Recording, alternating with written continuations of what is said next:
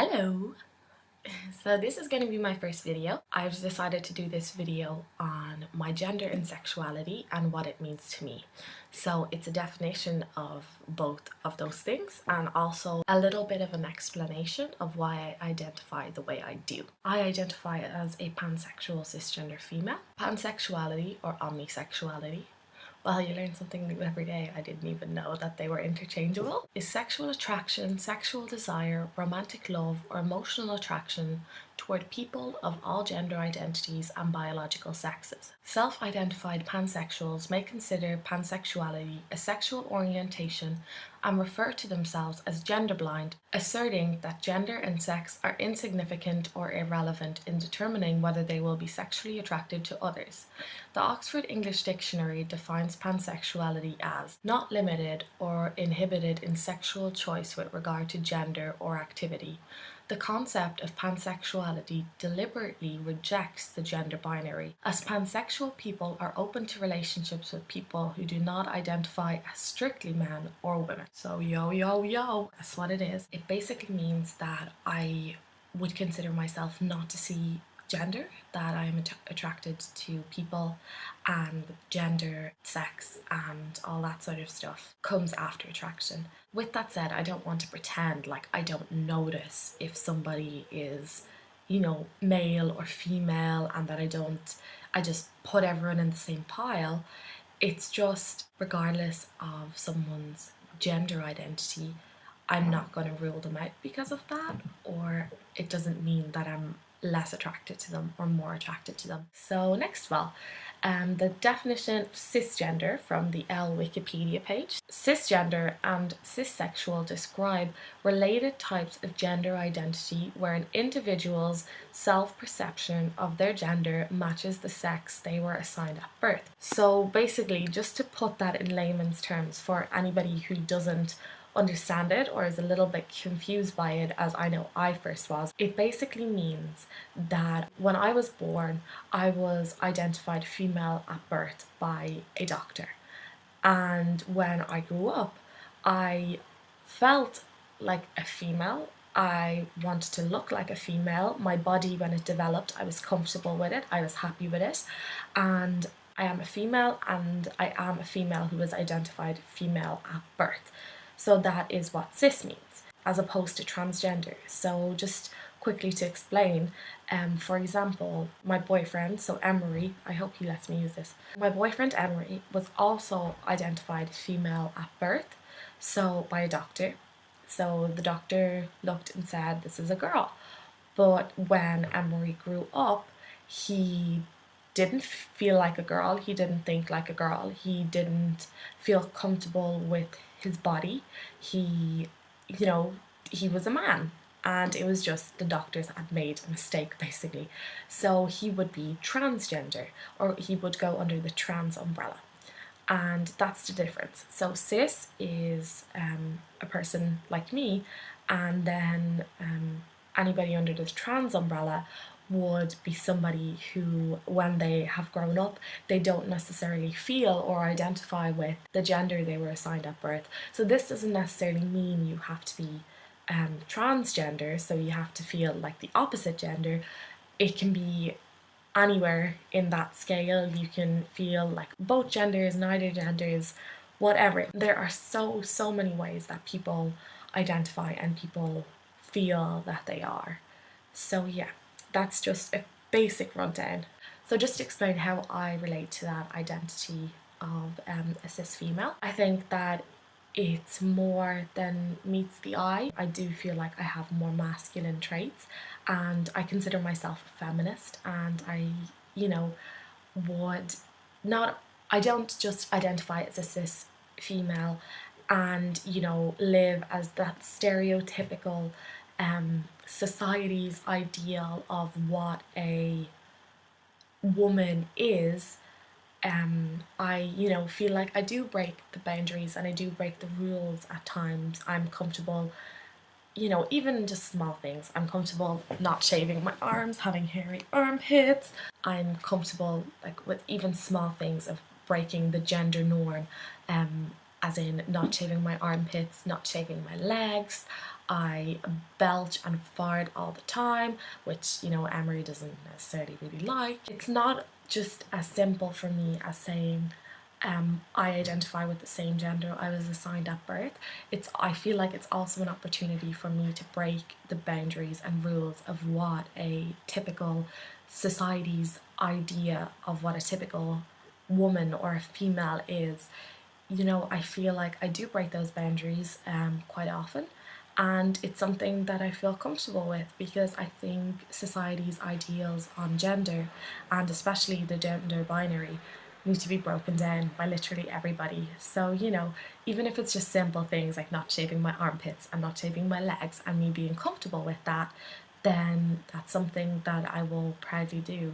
So yeah, and there you go, that's my little video on my gender and sexuality, and what they actually mean and what they mean for me.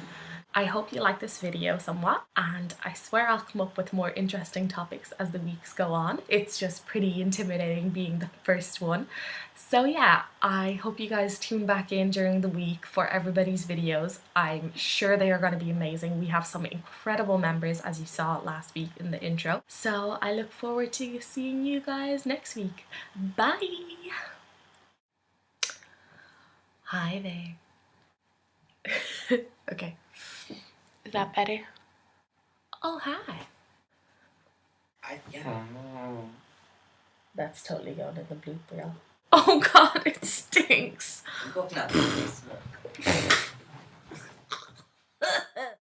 All right. Before we get too far into the topic, I'm a little verklempt. Talk amongst yourselves. Oh my god, I started medical transition today.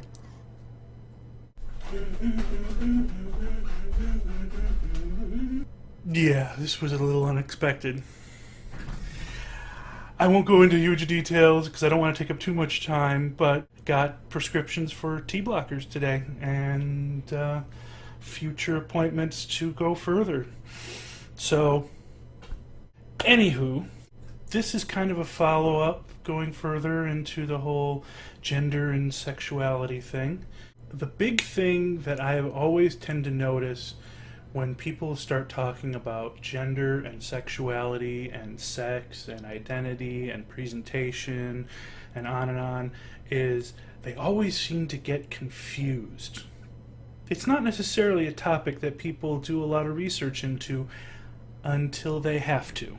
So I pulled together a few graphics and images that I found online in my own research that I'm going to show and talk about here. Alright, here's a diagram explaining things a little bit better. This is what's known as a Venn diagram. It shows overlaps in how things relate to each other. Notice nothing overlaps. This one is a little better than the original version of the genderbread person. Not everyone likes it, but I like it simply with how it shows how it breaks down identity, attraction, sex, expression, because they can be all different things, and how are they defined, how you show your gender expression, what you wear, how you present yourself to the world, your sex, as in biologically, what are you? Attraction, who you like, who you fall in love with. Identity, how you feel, what is in your head, how you feel you are. And then it goes a little bit more into breaking down those on the different spectrums. I don't like this version of the genderbread as much because it's a little bit more confusing with so many extra lines. 1.0 actually was a little bit more simplified, but at the same time it didn't allow for certain things, so that's why they came up with 2.0, and it's probably a better one to go with. I just don't like it nearly as much. So what does this mean? It means, really, when it comes down to it, there is really an infinite way of showing your gender identity and expression. There are, transgender Lots of people will look at that as you're transitioning from one end of the binary to another, and then other people, it is more of an umbrella term that covers all the different possible identities and presentations. So this is what I meant by the transgender umbrella. It covers everything from MTFs, FTMs, to genderqueer, to two-spirit, bigender, drag kings and queens, the whole nine yards. It can be a little controversial at times. There is no set in stone anything, and that's what I kind of like. There is nothing really set in stone. Your definition is in your own, how you perceive yourself. Be true to what's in your head, and that's much more important than all the labels that are out there. Labels are just to help people understand. It's not meant for you to go, oh, I gotta pick a box, pick a box. What am I? You figure you. Don't force yourself into anything special. Let's talk about me, for instance. So, for gender identity, how I feel, that would really be more along here on the scale of things. I don't really say I'm 100% female. It's more of kind of I always identify when it comes to gender identity as a butch female, because honestly I am really not that girly girl of a person. So I usually put myself somewhere around this area on the gender identity spectrum. Gender expression. Right now, for the most part in real life, it's very much so on the masculine side of the spectrum for expression. I'm not out at work to more than a handful of people, and well, I've only just started medical transition, so really there's no major changes that would give anything away. Over time, I am hoping to move this, as I get more and more people used to it and more out, to either somewhere in the middle to closer to where my gender identity actually falls. For now, kind of really stick with this side of the spectrum. Biological sex. Well, I was born a guy. What am I going to do about it? Right now, that is pretty much on the male side of the spectrum. This may or may not get talked about a lot, but as someone medically transitions, does that change for me as the medical part takes place, the whole transition takes place? Especially when you start adding surgeries to the mix, because now you're physically changing the biology, so that may change in the future. Mind you, I might have to win the lottery to get that to change, but there's that. And then finally, sexual orientation. It's the section that I least like on the original one and more like on 2.0, because it's more just confusing than anything. I take this version as, since I'm a gender identity of a butch woman, I would be considered somewhere in the neighborhood of heterosexual to bisexual, because I'm mostly attracted to males, but I don't necessarily limit it, because I've had, female partners before. It doesn't explain that very well in the caption, which is why they redid it to begin with. So yeah, that is how I would fall on this particular spectrum at this particular time. It's a great way to talk about it, and I think that's really what the genderbread person does well, is it gives you talking points. So that kind of does a very quick and dirty overview of the different gender identities, and didn't touch much on sexual orientation. This ended up being more about gender than that. Sexual orientation is something that a lot of people understand. I mean, it's more common nowadays. Hell, you have the gays in the news and what's happening legally and all that, and it's become something that's more in the forefront of people's minds. So, it doesn't take as much discussion to understand beyond the fact that it is a separate piece from gender and biological sex, completely unrelated. And that's important. But gender, on the other hand, is something that people don't think about nearly as much. A lot of times because they don't have to.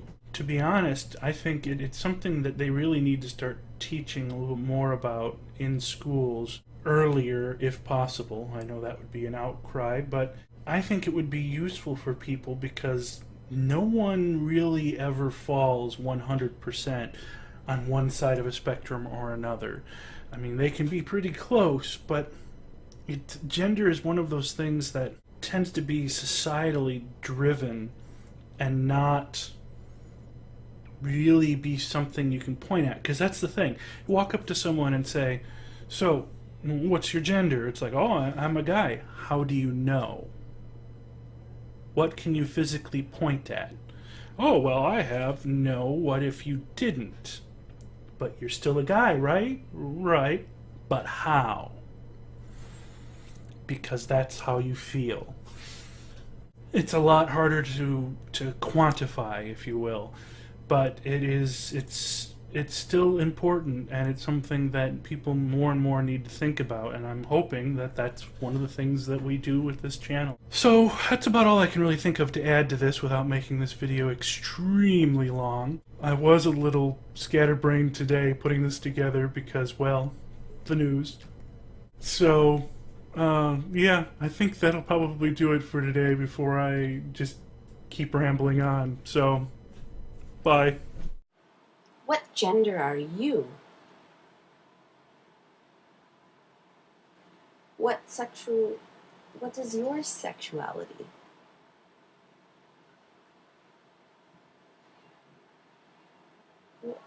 Who do you like? Do you like boys or girls? Ow. Ow. Ow. When I was a kid, I'd be like, Mom, I want to play baseball. Dad, let's play catch. Dad, take me on a wagon ride. Dad, let's go fishing. Mom, I'm not wearing that dress. Mom, I want my hair cut. Dad, did you know that I'm bleeding out my vagina? You tell me why. All my friends, none of my friends have that. Mom, it's not past my bedtime yet. When I was born, the doctor said, "Congratulations, Mr. and Mrs. Strikefoot. You have a beautiful, healthy baby girl." They said, "You have a baby girl. You have a baby girl. A baby girl just came out your vagina, Mrs. Strikefoot. How do you feel about that?" Okay, so I was born a girl, okay? Despite the fact that I'm male, I was raised as a female. I did not see myself as female. I didn't ever see myself as female. I'm a 30-year-old male. But what is gender? Ow, stinky. Are you a boy or a girl? What's your sexual orientation? Take the box I'm in right now, okay? And then picture it as a smooth surface. You can only go this way, or you can only go this way on it. You can't move up or down, okay? That's one dimension. Now, 2 dimensions. You can go this way, you can go this way, and you can go up, and you can go down. But you can't go through. You can't go forward, and you can't go backwards, okay? This is a safe. Inside the safe here, okay, are the answers. Answers to a quiz in here, okay? So, first dimension person, they walk. They hit this. They can't go further. They don't know what this is because they can't go around. to the front, they can't go on top of it, and they can't go behind it. So they think it's just a wall. So they go this way, and then they just turn around, and they go back here, and they just go back and forth. That's it. Two-dimensional person, okay? They're walking along. This is better. They're walking along, and they're like, do. Oh, what's this? Oh, let's climb on top of it, and let's go back over. They don't know there's an opening in the front to be looked through. So there's a safe there the whole time, but neither the first or the second dimensional person can see it. They don't know that it's a safe. So the three-dimensional person who can walk this way, who can walk this way, who can go up, down, frontwards, and backwards. Okay, so this is safe. They're walking along, and they go, oh shit, what is that? Then they walk in front, they open the safe, and they see, ow, sexuality and gender, you know, it's exactly like that. Some people just don't see it. They walk into a wall and they hit it and they hit it and they don't understand. So I say to my parents, Mom and Dad, I'm trans. They're walking into a wall, they're one dimension. Okay, they don't understand the safe. They don't know how to get into it. They don't know the answers. They don't know that they can walk over it or learn from it. I think the most important thing about gender and sexuality is an open mind, is understanding, is asking questions, reflecting gender and sexuality.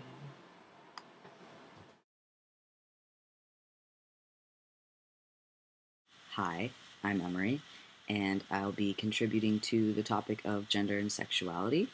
So I'm just going to go back to what Jess said and talk about gender and sexuality and what it means to me, my gender and my sexuality.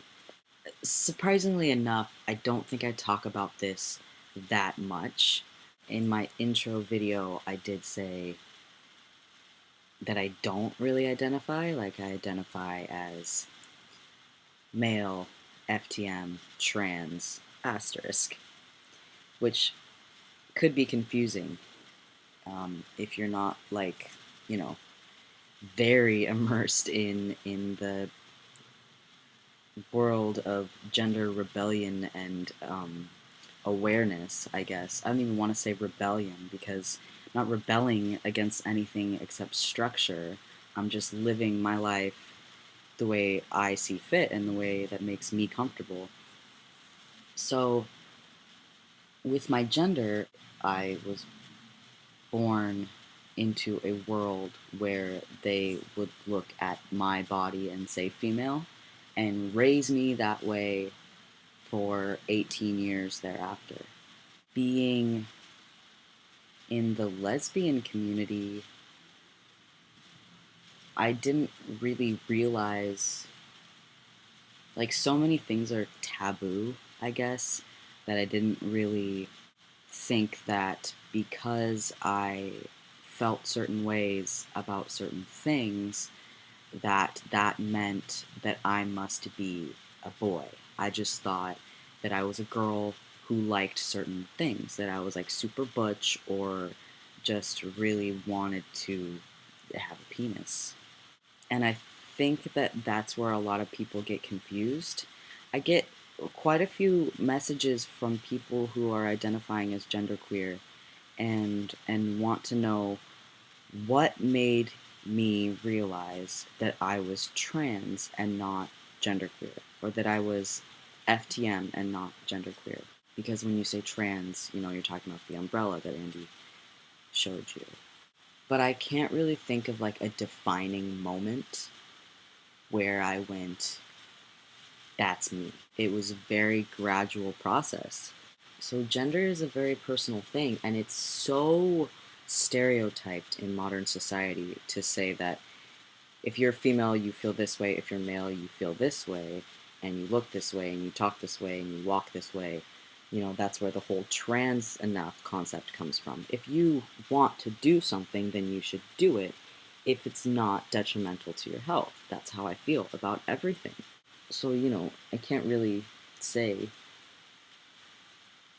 this is what made me realize I was trans, or this is what's making you trans. Like, this is a reason that you're trans, or like, people really have to define things and find their own comfort zones.